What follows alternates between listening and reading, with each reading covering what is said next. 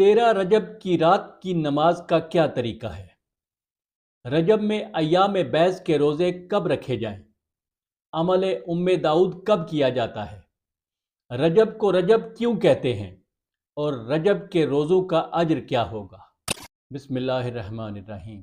آج کا موضوع رجب المرجب کی 13ویں شب کے اعمال ہے، لیکن اس سے پہلے میں رجب کی عظمت کے حوالے سے کچھ گزارشات آپ کی خدمت میں پیش کرنا چاہتا ہوں۔ رجب کو رجب کیوں کہتے ہیں؟ رجب ترجیب سے ماخوذ ہے، اور ترجیب کے معنی ہے تعظیم کرنا۔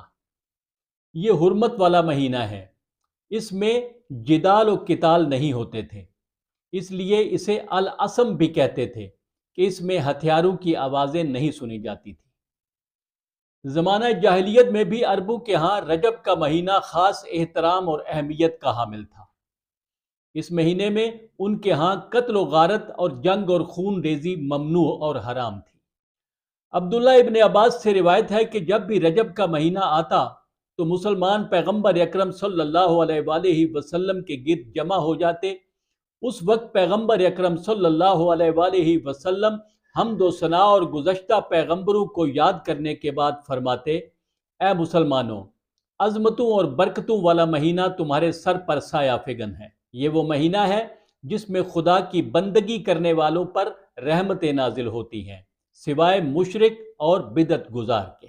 رجب کے مہینے میں ایک ایسی رات ہے، جو بھی اس رات شب بیداری کرے اور عبادت میں مشغول رہے تو خدا اس کے جسم کو جہنم کی آگ سے نجات دیتا ہے، اور 70,000 فرشتے اس سے مصافحہ کرتے ہیں اور اگلے سال اسی دن تک اس کے لیے استغفار کرتے ہیں۔ پھر آپ نے فرمایا، جو بھی رجب کے مہینے میں روزہ رکھے تو قیامت کے دن کی سختی اور خوف سے امان میں رہے گا اور جہنم کی آگ سے نجات ملے گی۔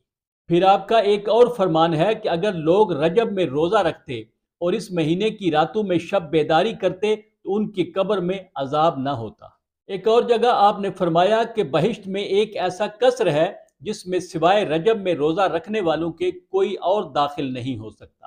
امام موسیٰ کاظم علیہ السلام فرماتے ہیں کہ رجب ایک بابرکت مہینہ ہے جس میں نیکیاں دگنی اور گناہ ختم ہو جاتے ہیں۔ جو بھی اس مہینے ایک دن روزہ رکھے جہنم سے 1 سال کے فاصلے تک دور ہو جاتا ہے، اور اگر اس مہینے میں 3 روزے رکھے تو اس پر جنت واجب ہو جاتی ہے اور جہنم کی آگ اس پر حرام ہو جاتی ہے۔ 13 رجب کی رات رجب کے ایام بیض کا پہلا روزہ رکھنے کی رات ہے۔ ایام البیض کا نام در حقیقت ایام اللیالی البیض ہے، یعنی وہ ایام جن کی راتیں سفید ہیں۔ اس میں سے اللیالی کو حذف کر دیا گیا۔ 13، 14 اور 15 کی راتیں پورے مہینے کی راتوں سے زیادہ روشن اور سفید ہوتی ہیں۔ اس کی ایک اور دلیل بھی دی گئی ہے جو انشاءاللہ کل کی ویڈیو میں بیان کروں گا۔ رجب، شعبان اور رمضان کے ایام بیض خاص اہمیت کے حامل ہیں۔ ایران میں تو رجب کے ان ایام میں اعتکاف بھی کیا جاتا ہے۔ ایام البیض کا تمام آسمانی ادیان سے پرانا تعلق ہے۔ کتب میں حضرت مریم اور حضرت سلیمان علیہ السلام کے اعتکاف کا ذکر بھی ملتا ہے۔ ایام البیض میں بہترین عمل داؤد ہے، جو امام جعفر صادق علیہ السلام نے داؤد کو اس کے بیٹے کی رہائی کے لیے بتایا۔ اس عمل کے لیے بھی ایام بیض کے روزے رکھنا ضروری ہے۔ اپنے گناہ معاف کروانے کے لیے 13 رجب کی رات کو امام جعفر صادق علیہ السلام نے ایک نماز پڑھنے کا حکم دیا ہے۔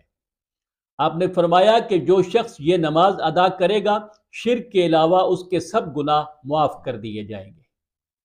یہ 13ویں شب کی 2 رکعت مستحب نماز ہے، جس کی ہر رکعت میں سورہ الحمد کے بعد ایک مرتبہ سورہ یاسین، سورہ ملک اور سورہ توحید پڑھے۔ انشاءاللہ پھر ملیں گے۔